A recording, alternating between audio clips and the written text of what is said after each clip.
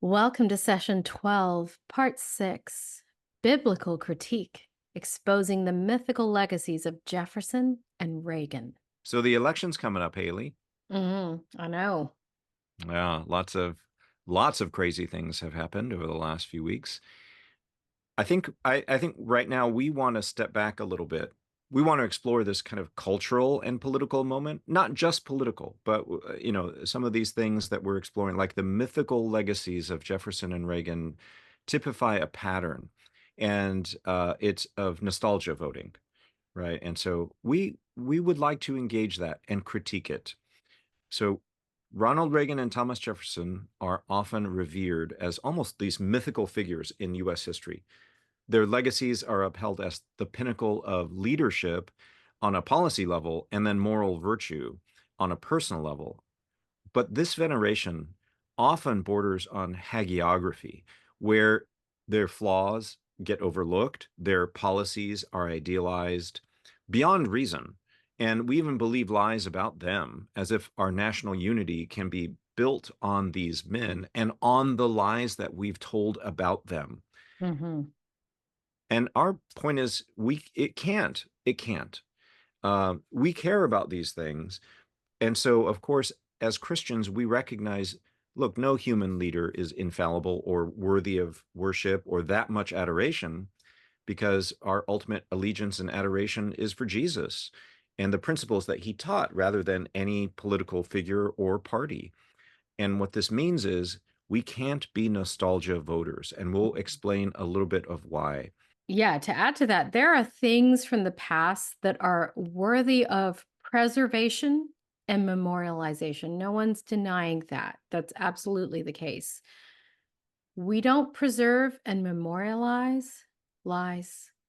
Lies are not something that we want to conserve. Lies are not something that we want to enshrine.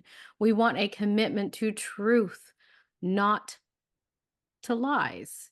And this affects how we think about this moment, this political and cultural moment that we're in. If we could be committed to truth, it's going to go better for us. If we allow lies to become a part of what we preserve and conserve, it's not going to go well.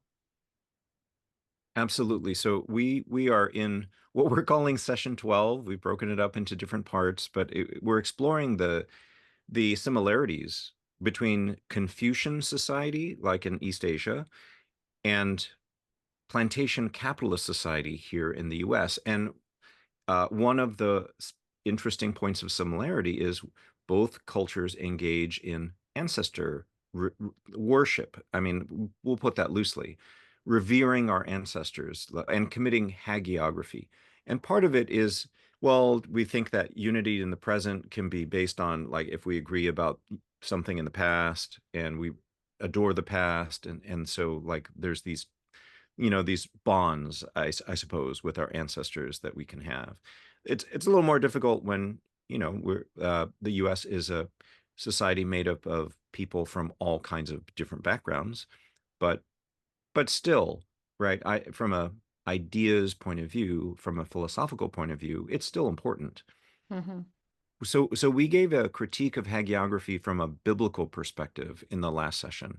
Three main reasons for not lying about our ancestors, right? Hagiography. Number one, it violates the ninth commandment about lying. So God said, do not lie, do not bear false witness. Also, lying lips are an abomination to the Lord, but those who deal truthfully are his delight. Proverbs 12:12. So, there's all kinds of admonitions. We're supposed to be truthful people. It affects not just our character, but also the credibility of our witness, like when we talk about Jesus. So if we lie about our, ancestors, our ideological ancestors, it is damaging. It is damaging to us as Christians.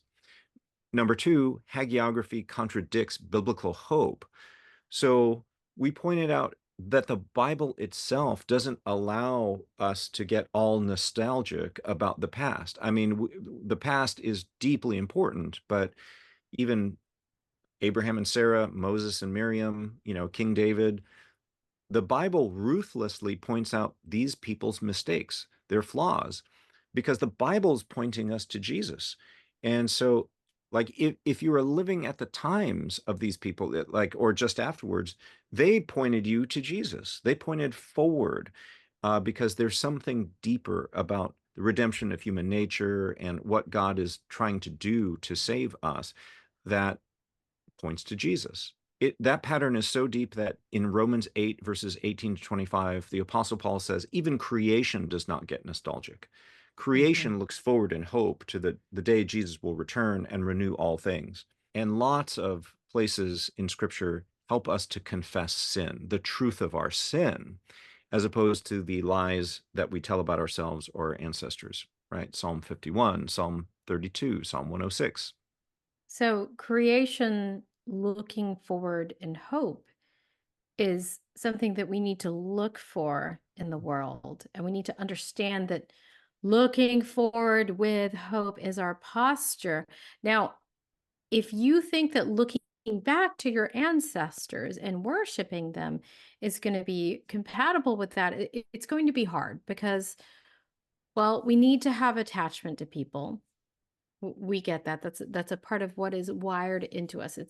This is an intrinsic need. When you're born, you know that you need to attach to your mother. But you know what? She's a human. She's a human being. She is not God and human flesh. Only Jesus is that. So we are saying that this intrinsic human need to attach to a secure figure is best found in Jesus. If you want to regulate your emotion, if you want to reduce your fear, enhance your life, feel like you have hope for the future, then the appropriate attachment figure for you is Jesus. If you want to adapt and grow, the appropriate attachment figure for you who will never fail is Jesus himself. And so that is another reason to hope, right? Because we look forward to Jesus returning and not a return to some golden age. I mean, even the Garden of Eden is not the point to which we look. We can't restore that Exactly. by ourselves. Yeah. Yeah. We're not nostalgic for the Garden of Eden. Make the Garden of Eden great again. That's not what we're doing. But I think politically, people think there was some golden age in the U.S. Maybe the time of the founders, the Constitution, Mm, or some other point in time that reflects a connection to those ideas. But again, we're going to point out how neither the people nor the principles from the past are as clear or as important or significant in the way that mhm. people think, that the nostalgia voters think. And so, Right. Haley, you were going to lead off with Thomas Jefferson because you live in Charlottesville, Virginia, I where do. so tell me about Thomas Jefferson because like you're my local expert. Curiously, Charlottesville's very into Thomas Jefferson. The University of Virginia is saying to themselves, like, what would Thomas Jefferson do? So Ah, the mini persistent cult of personality that happens here has been a surprise to me. So I wouldn't say I'm a local expert, but I have tried to read up about Thomas Jefferson.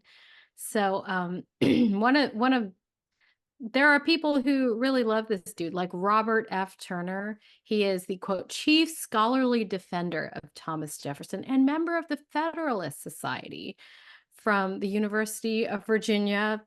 Was had a doctor of juridical science from UVA. Has written a lot to be one of his defenders. So Thomas Jefferson is pretty, he's a tough nut in a way because some of his writing is fairly abolitionist minded. Some of it is like, slavery's bad, guys, let's stop. And then some of his writing isn't. And it's notable that he was an attorney. He's a trained attorney. He had trained at College of William and Mary, as a lot of guys in his generational cohort did back in the day. So he certainly knew how to craft a statement that wouldn't quite pin him down anywhere. So oh, uh, interesting. Because he was chosen to be the main author or the main drafter of the Declaration of Independence mhm. because of his writing skills, right? Mhm. Mhm. Mhm. So he certainly could be clear when he wanted to. Right. Right. Yeah, he had the ability. He had the ability to be opaque as well. Um, Jefferson's, so I'm going to quote pretty extensively from Henry Winsack's book, Master of the Mountain. Henry Winsack is a local historian in Charlottesville and has been up on the mountain doing research and ended up writing a book. And it's gotten some blowback, but he's a nice guy. I've met him.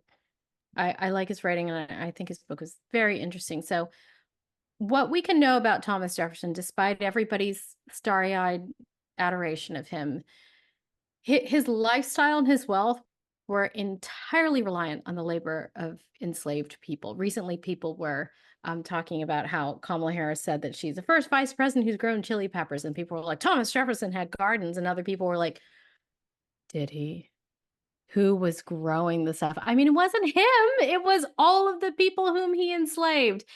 I mean, despite writing the Declaration of Independence and saying, he wanted human rights and everything that's in there, that is not what happened. Just right down the hill. I mean, you can see it between the front door of Monticello and Mulberry Row, which were his slave quarters, were his own family members whom he enslaved. He raped Sally Hemings. We're going to call it what it is. It was rape. She was 16. And he had children with her, and then he enslaved his own children. So this is not liberty and justice for all. That's not what this is. He didn't live that out, and he knew how to talk out of both sides of his mouth. And so also his justifications for slavery, they changed over time. So, he used some sort of pseudoscientific stuff, some paternalism. He used it all. And the fact that he changed his rationale for supporting slavery shows that he was really quite persistent in defending it. Mm-hmm. He was. And, on the topic of hagiography, one thing that people do whenever there is you have an objection to something that one of your dudes did, is people say, oh, he was a man of his time. That's just how it was back then. They didn't know anything else. But I think we need to have a little bit more range about that, as I've said in previous videos. So Jefferson he had a buddy, Edward Coles. He was a 32-year-old member of a very prominent Virginia family. Coles and Jefferson was friends with Patrick Henry, James Monroe, and James Madison. I mean, these are founding father, original sort of British Virginian guys. So Edward Coles, let me read some of it. I think it'll be very powerful. Let me read some of this impact. I'm reading from the book. On the first day of April in 1819, this is a story about Edward Coles. A group of 17 slaves left a plantation in the mountains south of Charlottesville, not far from Monticello, bound for a distant destination. They had been forbidden to carry much baggage and had been told they could only take items that they would need on a journey. A black man, a fellow slave, was in charge of them, and it was not at all unusual for slave drivers to be black men, and this caravan would not have excited much notice at a time when the roads of Virginia were full of, quote, gangs of Negroes, some in irons, on their various melancholy ways to slave markets. This group of 5 adults and 12 children had not been told where they were going. Riding in wagons, the slaves headed west across the Blue Ridge, then turned north to follow the great wagon road up the Valley of Virginia. Along the way, a white man galloped up to check on the party's progress. He was their master, a wealthy, politically prominent Virginian. Several of the slaves were ill, which delayed the party, so the owner rode ahead. In Maryland, the wagons turned west along the National Road, today's Route 40, reaching the Monongahela River after a trek of some 280 miles. The master had arrived at the Monongahela ahead of the slaves, and there he purchased 2 flat-bottom boats, 60 feet long and 12 feet wide, on which the party embarked. Because his slaves were all mountain people, they knew nothing of boats, and the owner hired a river pilot, but had to put him off at Pittsburgh because the man was constantly drunk. At Pittsburgh, the Monongahela joins the Ohio River, and the Great Water route to the west is a dividing line between slavery and freedom. On its left bank lay Virginia and then Kentucky, slave states, while on the right stretched the shores of Ohio, which was free. As the master later remembered, the landscape seemed extraordinarily beautiful that April under a bright sun and cloudless sky with pale green foliage of spring emerging on the banks as they floated gently past. Altogether, it was, quote, a scene in harmony with the finest feelings of our nature, as he later wrote in a memoir. The master deliberately chose a stunning panorama as a backdrop to reveal their destination. He ordered the boats lashed together, assembled the people, and made a short address. I proclaimed in the shortest and fullest manner possible that they were no longer slaves, but free, free as I was, and were at liberty to proceed with me or to go ashore at their pleasure. The master later wrote that the effect on them was electrical. The people stared at him and then at each other as if doubting the accuracy or reality of what they heard. A profound silence settled upon them. Then, as they slowly grasped the truth of what they had heard, they began to laugh, a kind of hysterical, giggling laugh, and then to cry, and then fell again into silence. The owner had a further announcement. He said that in recompense for their past services to him upon their arrival at their destination, the free state of Illinois, he would give each head of a family 160 acres of land. He would settle near them. To the gift of land, all objected, saying, I had done enough for them in giving them their freedom, insisting they would happily delay their emancipation and remain his slaves until they comfortably established him in his new home. But the master refused the offer. He said that he had thought much of my duty and of their rights, and had made up my mind to restore to them their immediate and unconditional freedom, that I had long been anxious to do it. And he did it. Wow. That was a man of his day. That was Wow. Thomas Jefferson's bro. Coles. So I don't want to hear any, oh, he was a man of his time. You picked the wrong man of the time. Right. And I just want to point out again to our listeners that we covered this in an earlier Plantation Capitalism video where we talked about how Christian faith abolished slavery in Northern and Northwestern Europe. So, including England. So English church custom had abolished slavery. Right. People brought it back in the colonies because the colonies were this legal gray zone. Is this Right. really England? Right, right. And so in a debate between Coles and Jefferson about freeing enslaved peoples, Jefferson told Coles not to do it. And this is a quote from the book. But Coles was determined to give up slave owning, whatever might be the sacrifices of pecuniary interest or personal convenience. Coles also said that the difficulties and sacrifices it required were nothing but dust in the balance when weighing the consolation and happiness of doing what you believe right. That's a man of his time, not Thomas Jefferson. I think it gets worse, right, for Thomas Jefferson and for what exactly we remember of him as opposed to, because I think most of us have kind of this um, view. I mean, I was taught it, or imbibed it somewhere. Like he was a benevolent slaveholder, right? Sure, okay, he held slave, but he was a benevolent slaveholder. So how, and and that kind of is thought to excuse him, and not just him, but also make a statement about what the founding of the United States was, what it was about, what were the conditions and things like that. So Haley, can you help me understand, like, how bad was he? He raped slaves and then enslaved his children, and that's really bad. He saw that slave labor was a powerful engine for America to use to compete in the world economy. So with slaves, you can make commodities that could pay down the US's debt to Great Britain, because the US was in debt to Britain after the Revolutionary War. So he began to, over the next decade, be like, okay, this is great for us. So I'll quote again from this book: farming would always be a species of gambling in his memorable image, but the ownership of slaves and the existence of a robust secondary market for slaves provided not only the safety net, but an investment opportunity. And if that doesn't sound like your local MLM hun who hits you up on Facebook to have a party because she's like, hey, girl, haven't seen you in a while. Do you want a business opportunity? Then I don't know what does. I'm going to call Thomas Jefferson the original MLM hun, because he decided that not only could we pay down our debt and make a bunch of money, like, it's an investment opportunity, guys. So on the one hand, he says, this is the cessation of that kind of property, for so it is misnamed, is a bagatelle which would not cost me a second thought. So he's like, oh, I could stop having slaves. No big deal. But then 8 weeks later, he wrote this to his son-in-law.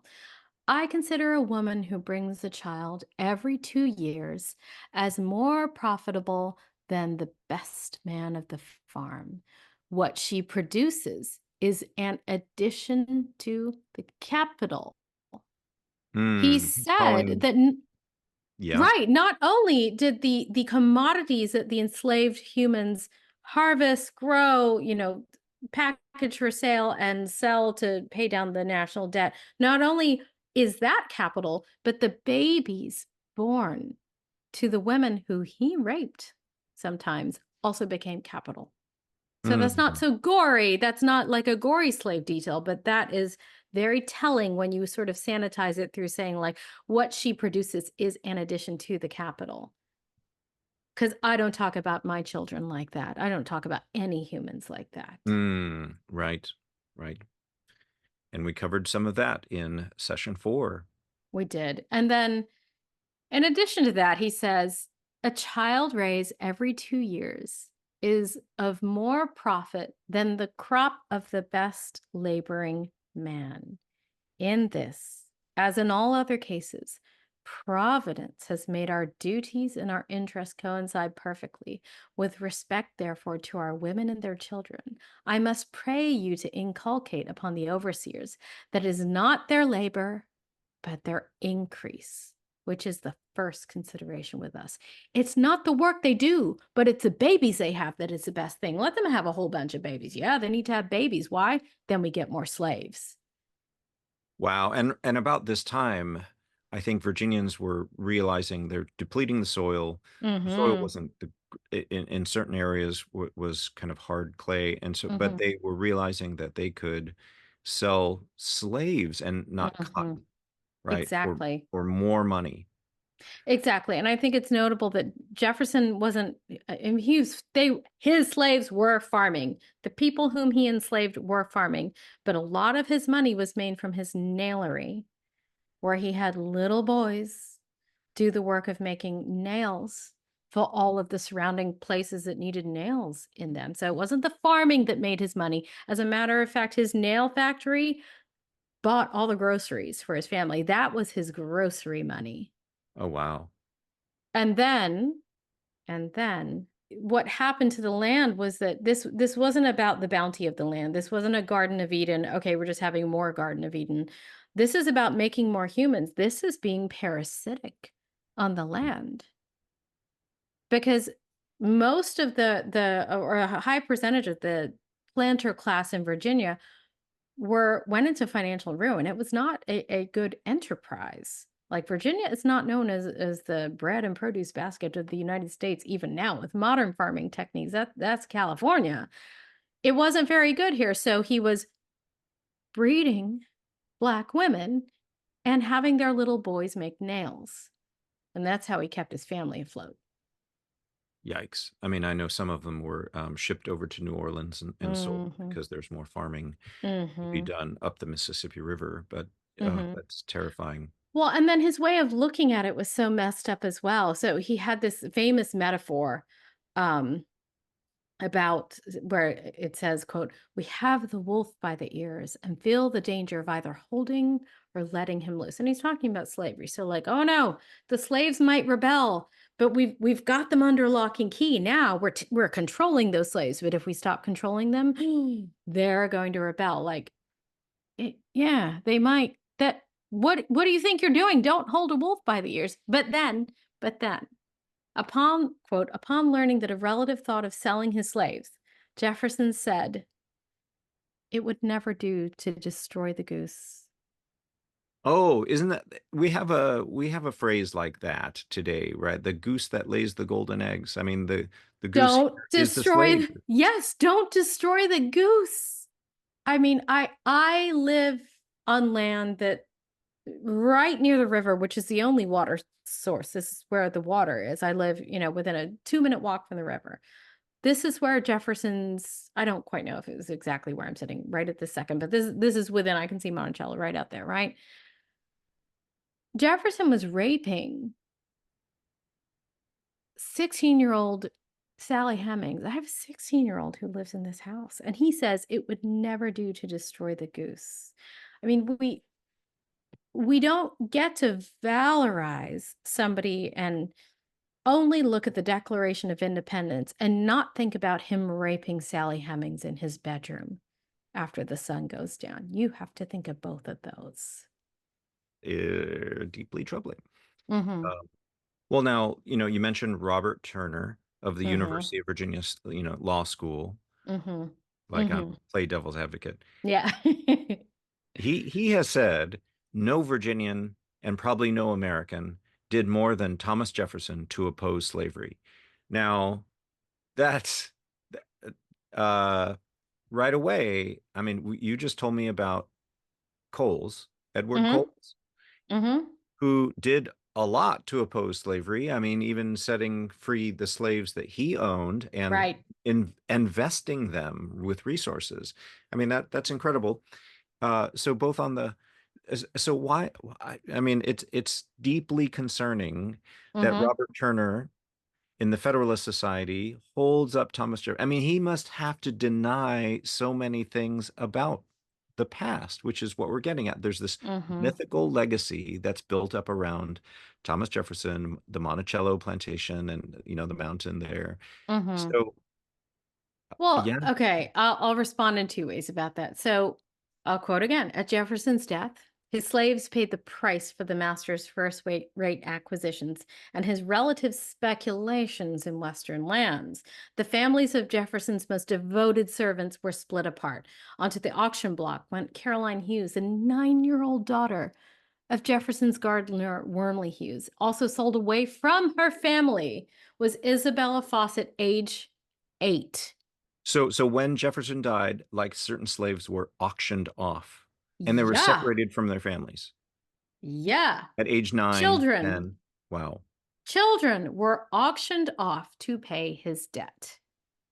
He He was in did, debt. yes, he died deeply in debt. Everybody wants to say, they want to say he's a great guy. He did so much to free the slaves. People died enslaved to him. He could have freed them. There were ways he could have done it. Edward Coles did it and told him you should do it too, and he chose not to. But Marquis de also, Lafayette did it. Marquis de Lafayette Told him came about it. and stood there at his house and said, "What about them over there? You should free them." And he didn't do it. So, no, he didn't do the most. Edward Coles, who has a portrait of himself in the Illinois government because they memorialized someone who did a wonderful thing.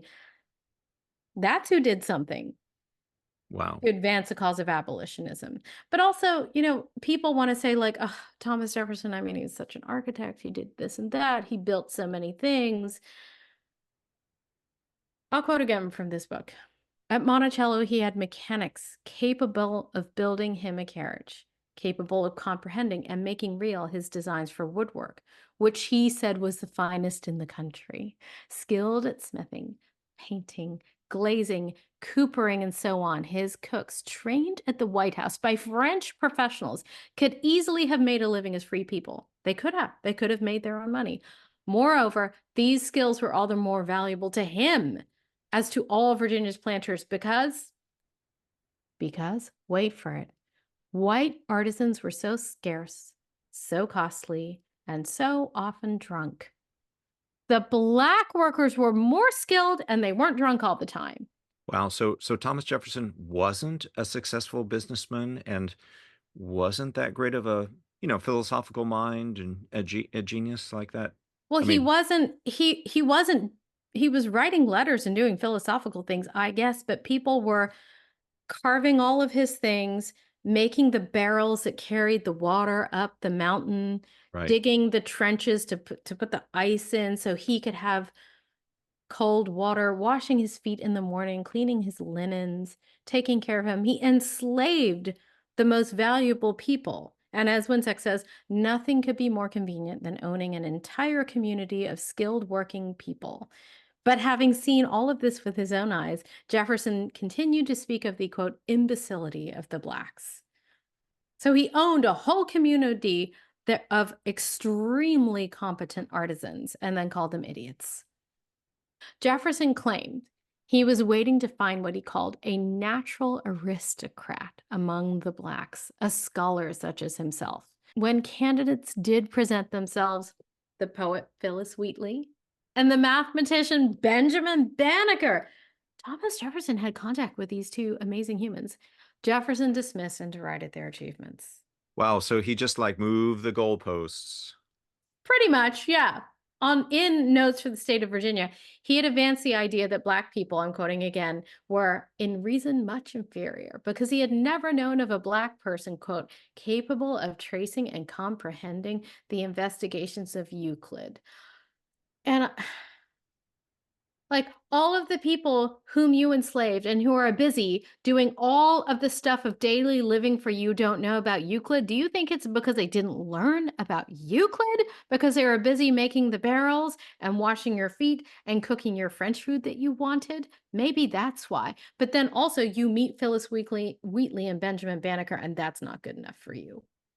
Oh my gosh. Oh my gosh. So this, part of the mythical legacy is, well, he would have been a better person if he may have been born at a different time or if he had been somehow allowed to be. But then in other ways, we look at Thomas Jefferson as transcending his time, like he was ahead of his time and he understood more about freedom and democracy and the rights that he spoke of in the Declaration of Independence. So yeah, I mean, this is indicting that he could have made a greater difference in his own personal life in Monticello, but chose not to.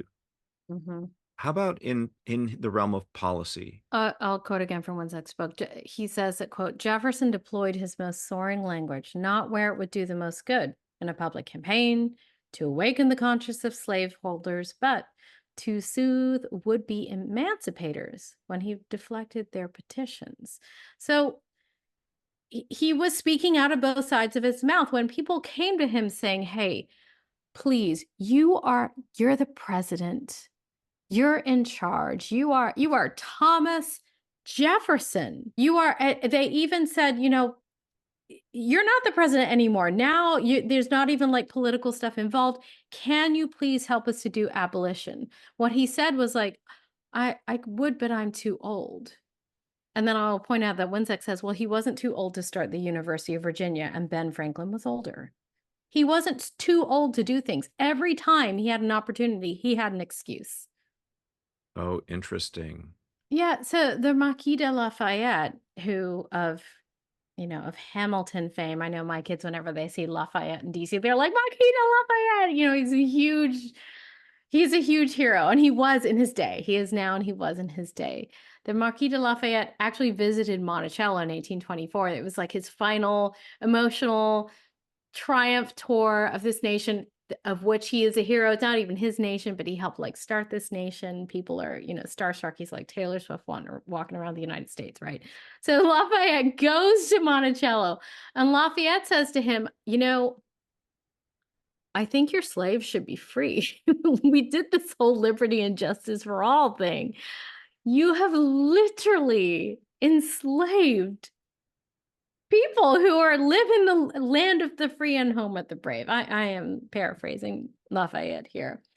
And he said that, like, he gave all of his services. He spent this money on behalf of Americans because he thought they were fighting for this noble principle, freedom for mankind. And Jefferson said, I'll quote again, he replied that he thought the time would come when the slaves would be free, but did not indicate when or in what manner they would get their freedom.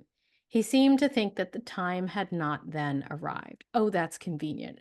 Oh, that's convenient. Jefferson, who has been the president, who wrote the Declaration of Independence, the Marquis de Lafayette comes to his house and is like, you started the land of the free. Will you free that person? And Jefferson is like, it's not time. Who had the power if not Jefferson? This is a hypocrite. I know that he signed the Louisiana Purchase with France, brought in a huge swath of territory, so he's Mhm. revered in U.S. history for that. I'll quote again from this book. Um, to sort of bring that into not directly but in an indirect way. The correspondence Jefferson saved has allowed posterity to portray him as an implacable enemy of slavery and a frustrated emancipationist, thanks to his fervent early views on the subject, and thanks to the soft answers he sent to his abolitionist correspondents to soothe and baffle them. Meanwhile, in the public sphere, where he came to wield enormous power and influence, he did nothing to hasten slavery's end during his terms as diplomat, Secretary of State, Vice President, and twice elected president, or after his presidency. After his death, when the Virginia Assembly fruitlessly bandied about emancipation plans, a pro slavery legislator mockingly noted Jefferson's absence from this field of battle, but his mockery expressed a truth. When Hercules died, there was no man left to lift his club. The difficult truth is that for decades, Jefferson skillfully played both sides of the slavery question, maintaining his reputation as a liberal while doing nothing. While doing nothing. Yeah. Mm-hmm. Mm-hmm. Well, and even doing worse. What you just read there is so telling because it reflects on a little bit of the story of how Jefferson allowed slavery into the Louisiana Territory, Mm-hmm. and he kind of did it secretly. Henry Weinsack also says on page 252, when in 1803 Jefferson acquired Louisiana for the U.S. and doubled the size of the country, the Mm-hmm. question arose, would we have slavery in this new land? As the Senate began debate on the purchase, President Jefferson sent a secret note to his floor manager, instructing the senator to insert a clause in the bill for establishing a government in Louisiana. Quote, slaves shall be admitted into the territory. When it Well, counted, when Jefferson had the opportunity and took it to make the United States twice as big, people were like, okay, we're going to have slaves there. Secretly, he was like, yep. yes, yes, we will, because the soil was being depleted Mm-hmm. in the southeast, and so he knew like we need more land. We're going Mm-hmm. to have to move west, and uh, okay, and also what Thomas Jefferson had done was try to suppress Haiti because the Haitians had carried on a Mm. successful slave revolt and gained their independence, but what did Thomas Jefferson do to this new republic, right, that Mm. had gained their freedom in the Western Hemisphere, just like the Mm-hmm. US? Did he say, we should be friends? No. He was afraid that it would actually stimulate more, it would inspire more slave revolts in the US. And so in 1803, Jefferson, as president, imposed an embargo on trade with Haiti and discouraged Haitians from settling in the U.S. Actually, the white folks in Haiti he allowed to enter, but it was the black folks from Haiti he did not because he thought they're going to inspire a slave revolt. And I, so, I love how in Haiti it's called a slave revolt, but in the US it's a revolution. yes, as it relates to Haiti, So we call it a slave revolt. if Yeah. you're black and being enslaved, you slaves revolted. If you're white dudes and you have slaves and you're mad at the king, it's a declaration of independence and it's 4th of July and you get to have fireworks but it's a slave revolt if you're black in Haiti. Right, right. I mean, Jefferson chose not even to acknowledge Haiti as an independent nation. And Mm-hmm. this lack of recognition served as this formal barrier from trade, from Yeah. immigration, from any kind of relationship. Even though there wasn't an explicit law banning Haitian immigrants, Jefferson used like increased scrutiny and enforcement at ports to prevent Haitian immigrants from arriving, especially if they were black. They built up an atmosphere of fear about Haitians coming to the U.S. They called it a contagion.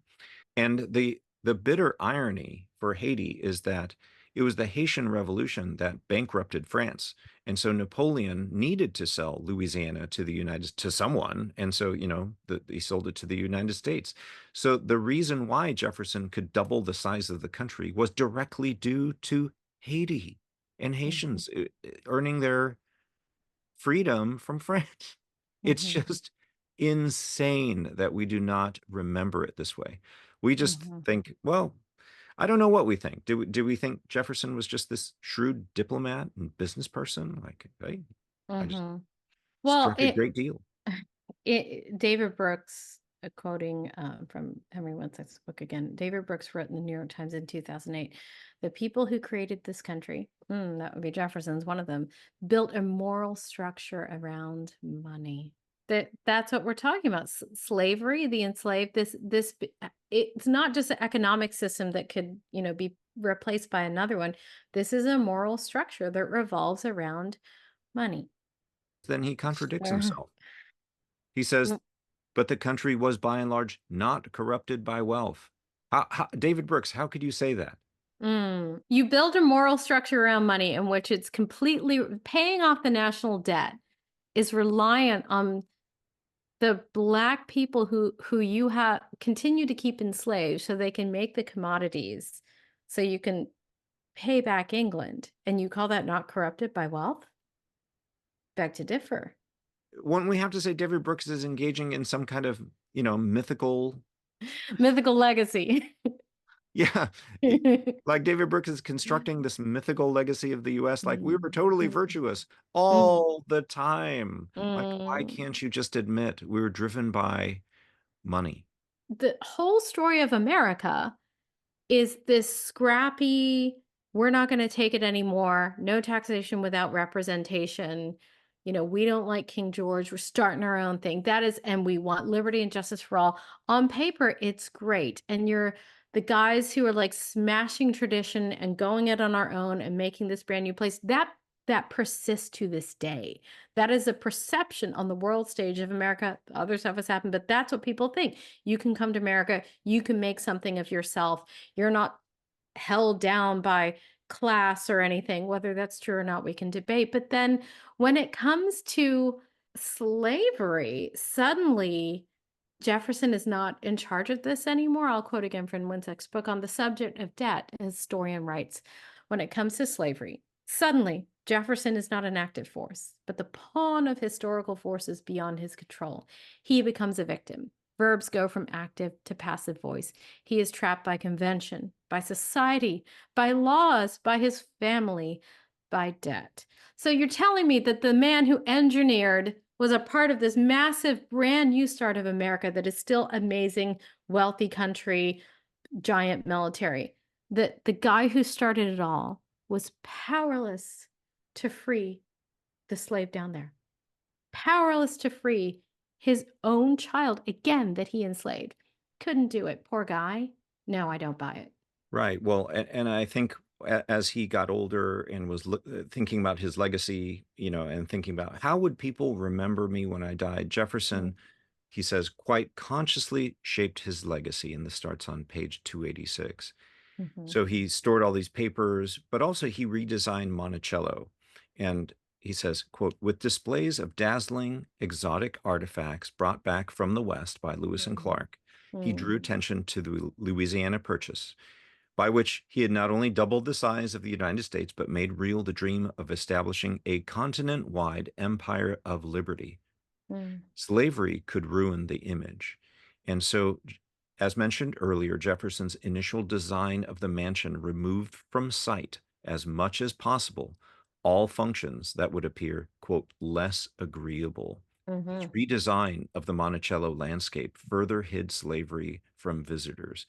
He built a new approach road, less direct than the old one, that skirted all the domestic, like the slave quarters and the industrial sites where they worked. That's that was written by Sarah Bon Harper, one of Monticello's archaeologists.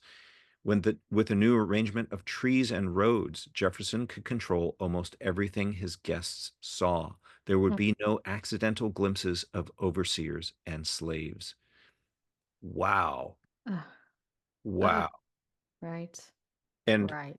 later I'm gonna in other videos talk about how racially segregated housing continues this plantation dynamic of the plantation optics of Mm-hmm. where we want wealthy white people to live and be seen, and everyone else.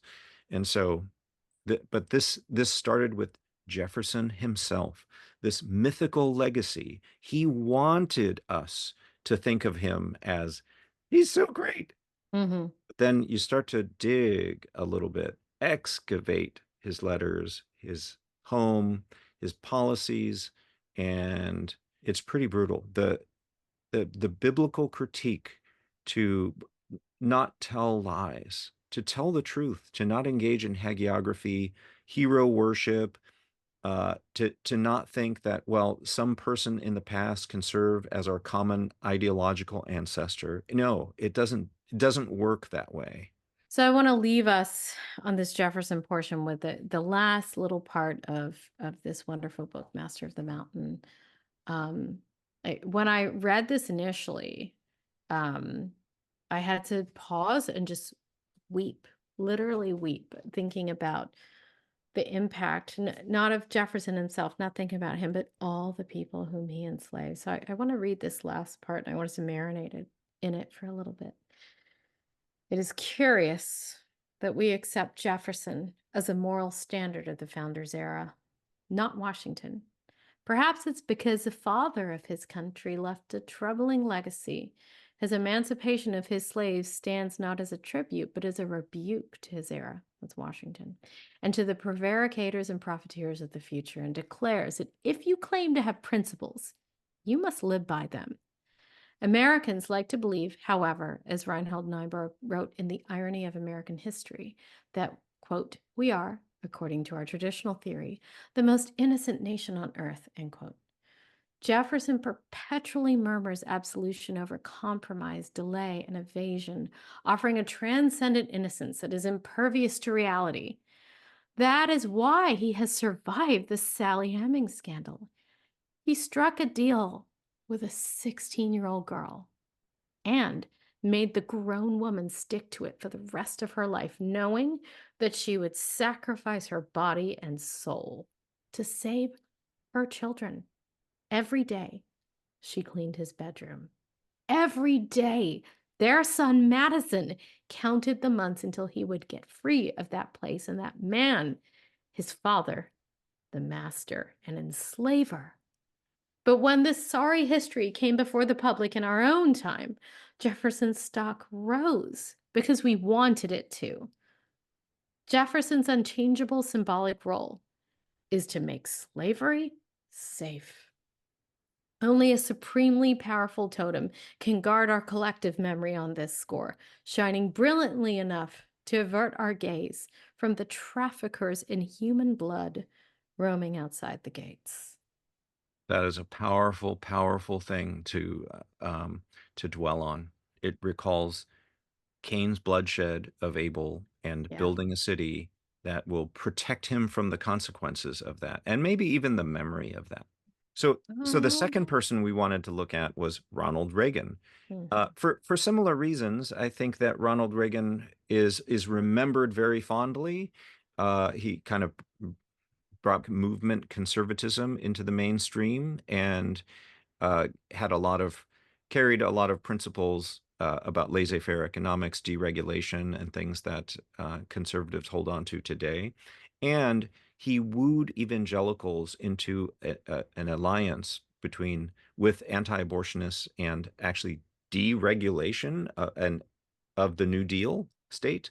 So taking away social supports at the same time you force people to bear children and say, I wash my hands of any responsibility to help you out there. So Mm. I think there's a moral judgmentalism there, which we also explored in one session in 7. So Ronald Reagan, he's not that far in history, but I want to point out that me and my all of my millennial friends, my elder millennial friends, are just a little bit too young to really remember much about Reagan. I also did not live in the United States, nor did I ever think that I would live in the United States. So a lot, what I have known and absorbed from the atmosphere about Ronald Reagan has been a lot of sort of boomer propaganda. So I'm very eager to learn and ask questions about him from you. Right. Well, you're an immigrant from the UK. You I were under am. like his best bud, Margaret Thatcher. Right. And I know about Margaret Thatcher from watching The Crown and from learning and then Googling about her because I'm also too young to have experienced all of that. So I'm eager to learn. Okay. So, Haley, what would you guess Ronald Reagan's approval rating was while he was president? Really high. And the way that people talk about him now, like, oh, it feels like a trick question, but like 75%, I'm going to say.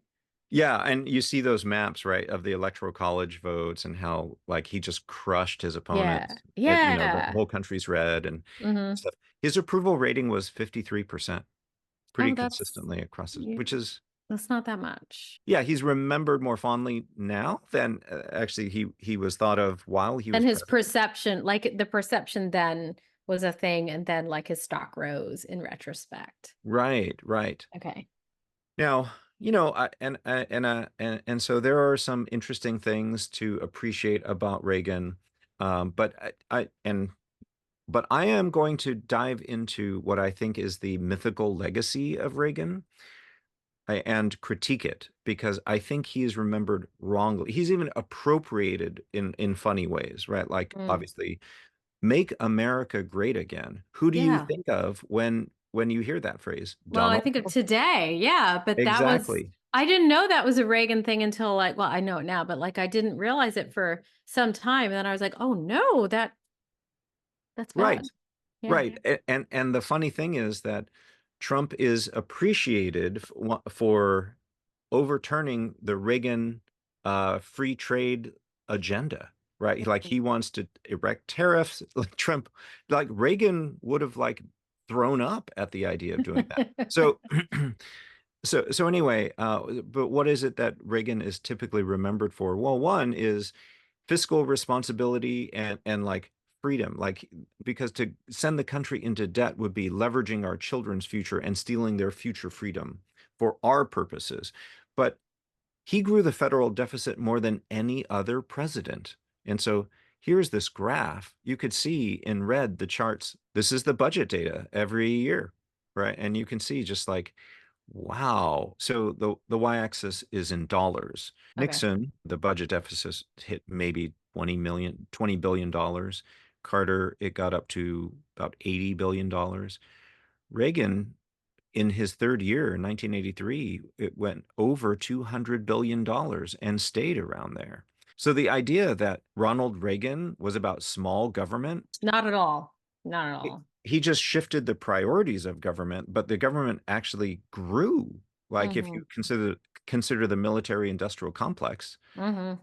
And Oh, so oops, that's part of the government. Do we forget it, about that? yeah, I mean, the Pentagon is the single biggest budget item. Right. What, That's not what I would have thought the chart would look like. And I remember seeing charts like this, I think during the Obama years, where people were like, hey, Republicans are really bad about the deficit. And I was like, is that I almost felt like disinformation because Republicans are like the deficit. They're so mad about it all the time. And I'm like, well, are they just gaslighting us? Are they just lying? exactly, exactly. And on this front, they are lying. Mm, Because look at Reagan and then George H.W. Bush, like the yeah. war spending, the Cold War and then the Middle East wars, like it was huge, Hmm. huge. Hmm. And And then so Clinton. That's not what Clinton I actually could have balanced thought. the Right. budget and like paid down the deficit. So Right. it's amazing. But also Reagan is remembered as the guy who deregulated things and promoted free enterprise. And it's true that he deregulated companies, including banks. But then when the savings and loan industry blew up because of the way they like got into junk bonds and other risky financial investments. And it's not just Reagan. To be fair, Jimmy Carter signed one bill in 1980 that allowed S&Ls, savings and loan trusts, to give customers higher interest rates on savings accounts. But then they started losing money because then they felt like they had to compete in that. Reagan signed a bill in 1982 that allowed S&Ls to offer, get this, adjustable rate mortgages. Ooh, I know about those. They're bad. That feels like a swear word to me in my It, heart. yes, yes. And these are savings and loan. They were Mhm. completely for never mind. And so Reagan wound up bailing out the S&Ls, right? He Mhm. used government action. This is big government coming in to bail some of these companies out. So the thing is this, if you're if you say you're for free enterprise, then you got to let enterprises be free to fail, right? Yeah. Because if companies are not free to fail, if they have this government safety net underneath them, then that's not free enterprise. It's not Mhm. a free market. It's a rigged market, at least for some. Right. Right. And then the Reagan Bush administration was corrupt in its in this way, in bailing out the S&Ls, because Vice President George H.W. Bush had a son, Neil, who's on the board of directors of Silvarado Savings and Loan. He served there from 1985 to 1988, exactly during this time. Mhm. And the U.S. Office of Thrift Supervision investigated Silverado's failure and determined that Neil Bush had engaged in numerous breaches of his fiduciary duties Mm. involving multiple conflicts of interest. So the way Neil Bush instructed Silverado to invest, he tried to benefit from that. Mhm. And here's a quote from the Austin Chronicle. In 1990, Bush paid as a result of well, hold on. And so Reagan, with of course his VP Bush, George Bush Sr., whose son was implicated, right? Like, what does Reagan do? Bails out Silverado. And here's a quote from the Austin Chronicle. In 1990, Neil Bush paid a $50,000 fine. That's a pretty light slap on the wrist, and was banned from banking activities for his role in taking down Silverado, which actually cost taxpayers 1.3 billion. Mm. A Resolution Trust Corporation suit against Bush and other officers of Silverado was settled in 1991 for 26.5 million. And the fine wasn't exactly paid by Neil Bush. A Republican fundraiser set up a fund to help defer costs that Neil incurred in his S&L dealings. Friends and relatives contributed, but not then President and Barbara Yeah. Bush, because that would have seemed unseemly. So it's like, okay, so you set up this backdoor way for Neil Bush to actually recoup his losses. Like, so he has to pay the fine, but then he gets Yeah. like reimbursed. Ah, gosh, it's Oh, neat. no. It's Yeah. corrupt. So I'll come back to the corruption of Mhm. Reagan's administration in just a bit, because Yeah. we also tend to remember him as well, because he's small government. He must also be squeaky clean. No, Mm. not Mhm. true. But before we get there, let's talk about freedom of competition and the rule of law, right? Actually, no. Reagan didn't enforce the law on antitrust. So the Sherman Act and other antitrust laws, Reagan just said, like, I'm not gonna prosecute it. Mhm. Like, how could you do that? Congress told you, according to the Constitution, to enforce the law. Mhm. He didn't.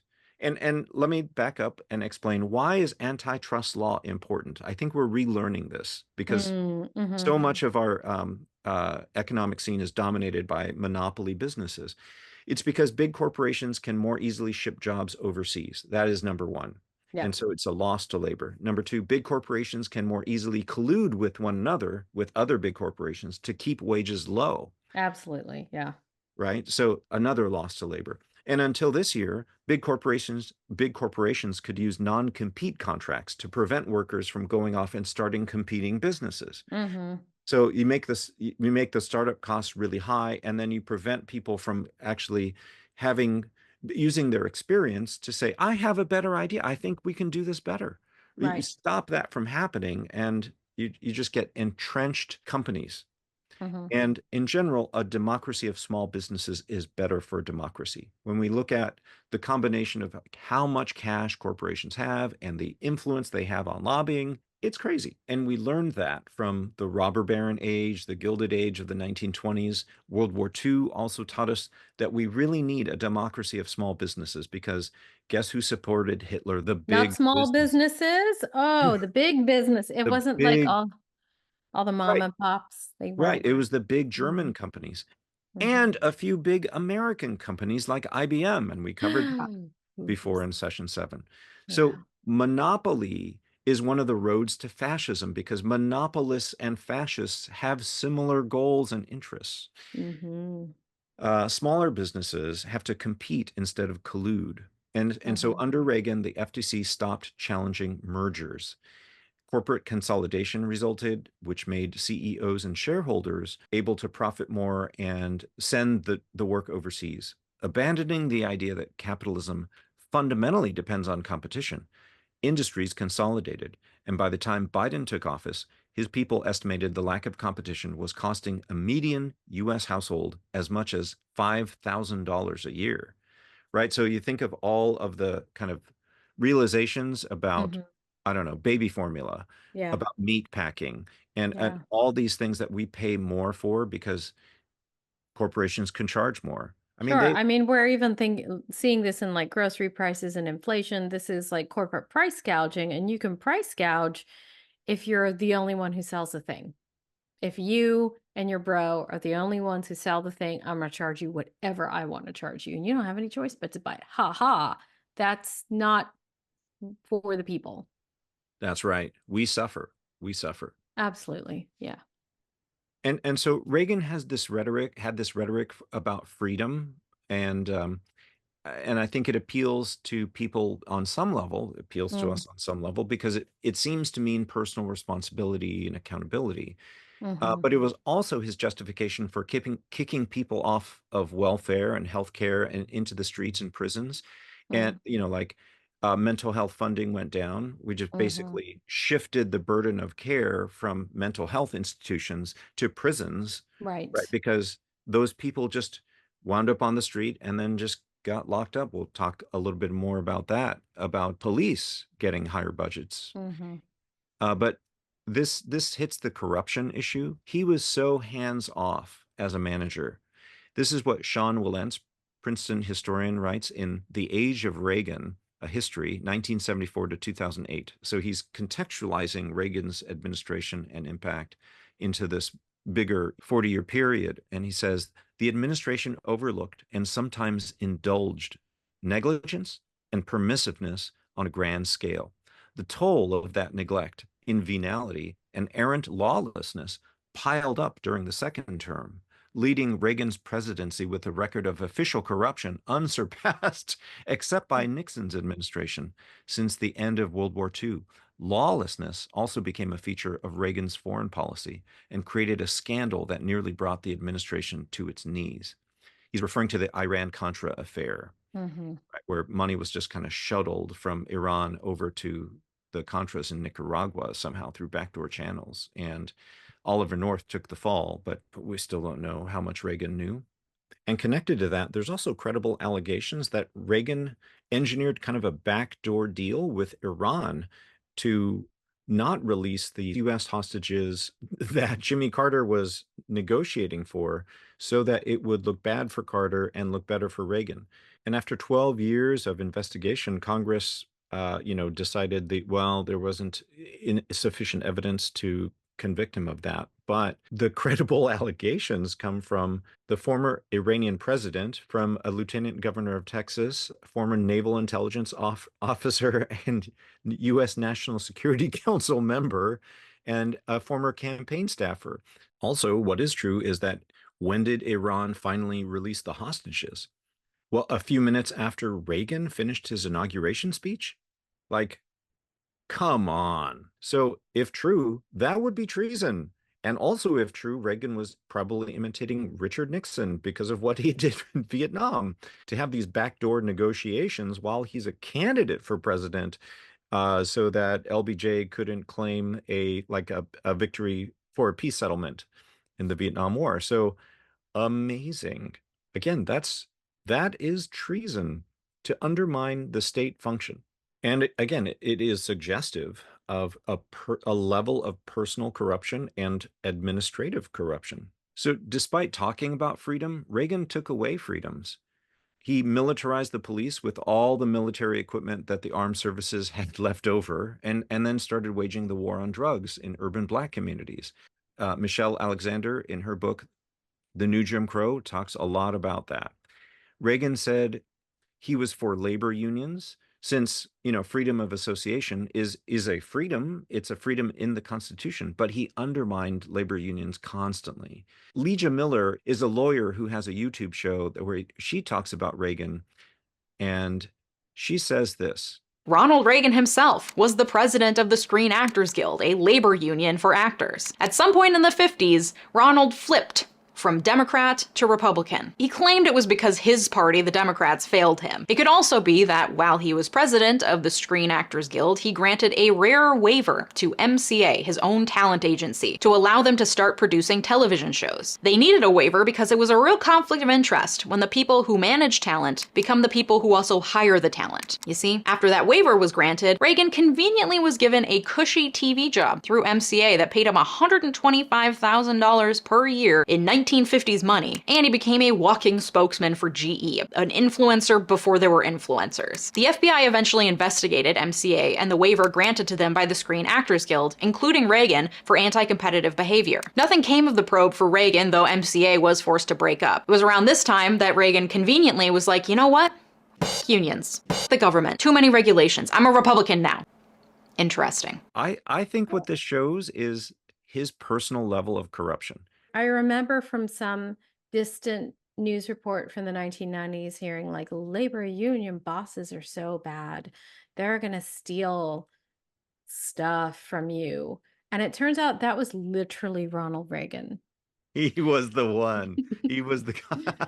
As So he was the one warning us about what he did. As always, it's all projection. As always, when they're like, do you know how bad these people are? They were talking about themselves. Yes. Yes. Accusation is confession. Yes, it is. Well, and it translates into his policies, or it did. He fired, somewhere between 11,000 and 12,000 federal air traffic controllers. They were federal employees. Now, it's true, legally, they didn't have the right to strike, but he didn't even hear their concerns. He was just like, nope, I'm going to make this point. Sounds like you're fired. You're exactly. It just reminds me of something. Just a little bit, yeah. And then more seriously, he staffed the NLRB, the National Labor Relations Board, to undermine unions. The body that's supposed to protect labor and labor unions. It's crazy. They're supposed to protect the rights of workers to organize. Reagan staffed it with business-friendly people. They made it harder for unions to organize and win disputes with employers. As I've said in the past, I have a degree in business, and I learned that unions roughly were bad. That was basically what the textbooks teach. That's what the textbooks say. Reagan also shifted the economic power from workers to shareholders and CEOs. And so stock buybacks used to be illegal before Reagan.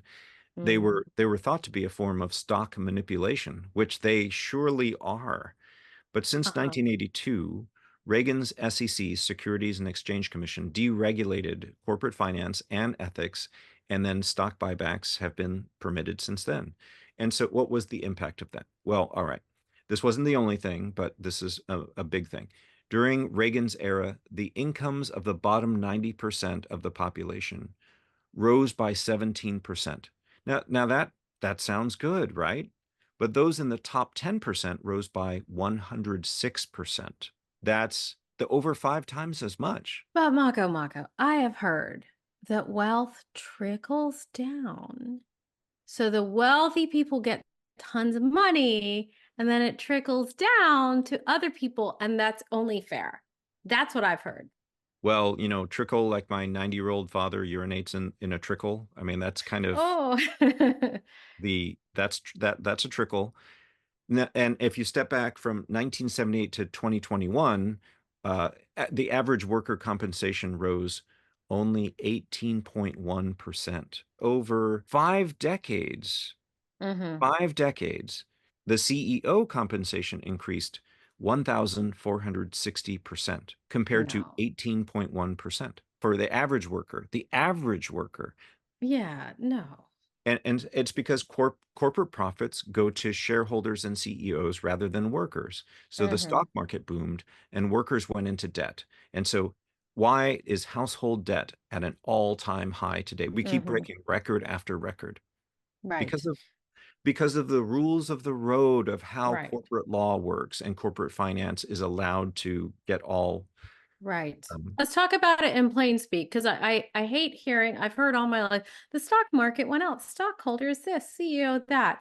If you work for a company and the company's doing real well, don't expect to see any of that money in your paycheck, because they're going to people who gambled on the company doing well. It's going to people who don't even work there, who bought a share, whatever that is, in some magical mystical stock market thing, and they get money from your work. You don't get any of it. Some class of guys who already got their 1,000% growth year over year, whatever share, they're going to get the money, and random other people aren't. But you who are doing the work, you're not getting any of it.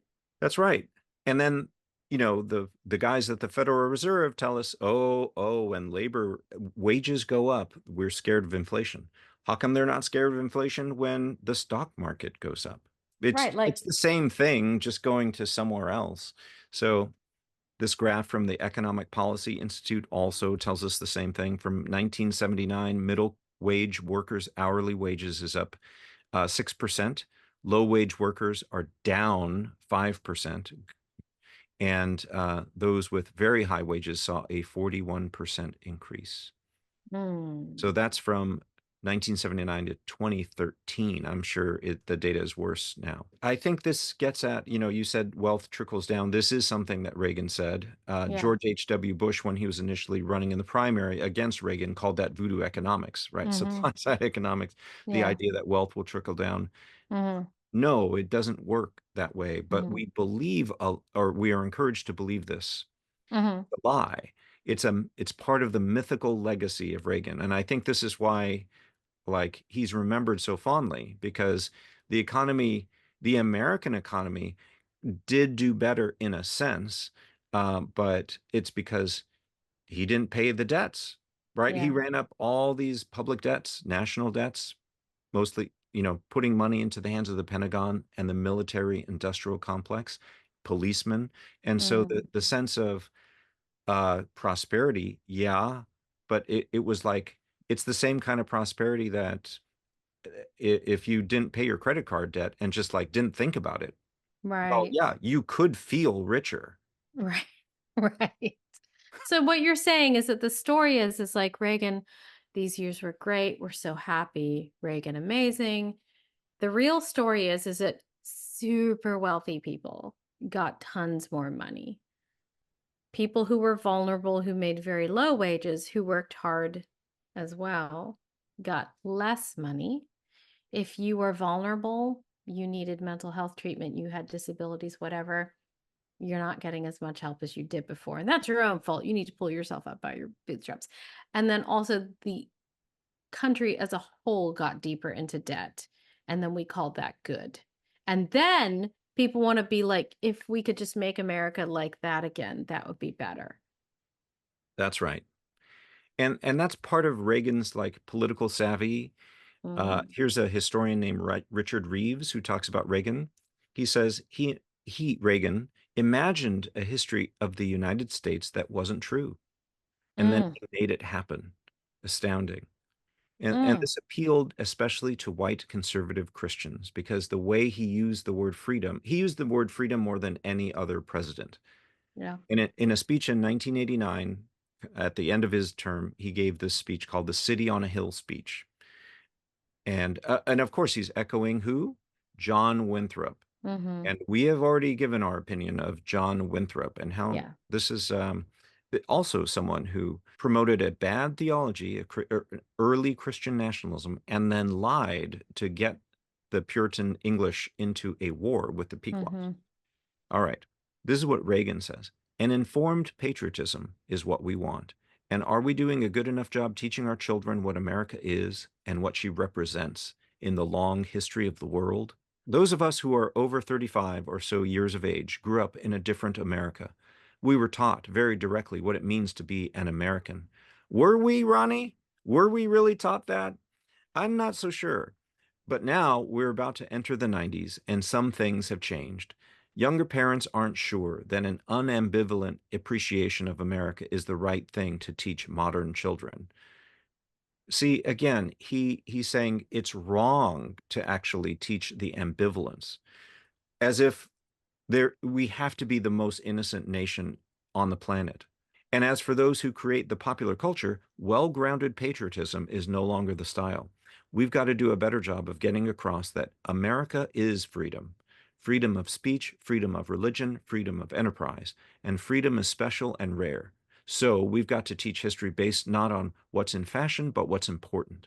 The past few days, when I've been at that window upstairs, I've thought a bit, do I sound like Ronald Reagan? The past No. few days, when I've been at that window upstairs, I've thought a bit of the shining city upon a hill. The phrase comes from John Winthrop, who wrote it to describe the America he imagined. What he imagined was important because he was an early pilgrim. He wasn't a pilgrim, Ronald, an early freedom man. He journeyed here on what today we'd call a little wooden boat, and like the other pilgrims, he was looking for a home that would be free. Ugh. Okay, so he's factually wrong. The Pilgrims were another group. He was John Winthrop was a Puritan. He wanted a Christian nationalist state that was about plantation capitalism, that was about returning profits to old England, because back there's the king and 10 other guys who were expecting a profit. As we've already talked about before, we've gone over this. But also, like, I want to, okay, perhaps my problem was that I took some of these things seriously. I took America's freedom, freedom of speech, freedom of religion, freedom of enterprise, and freedom is special and rare. And we have to teach history based not on what's in fashion, but what's important. I actually believe that. And I think that's what we're doing today. I think that's what we've been doing. We're teaching history not based on what's in fashion, but what's important. I think the truth is important. And I think America is freedom. I think freedom of speech is important. I want freedom of religion and I want freedom of enterprise. And I do think it's special and rare. And I think Ronald Reagan didn't believe in any of that. I think we had different definitions, but I take it seriously. So let's actually do it. Amen.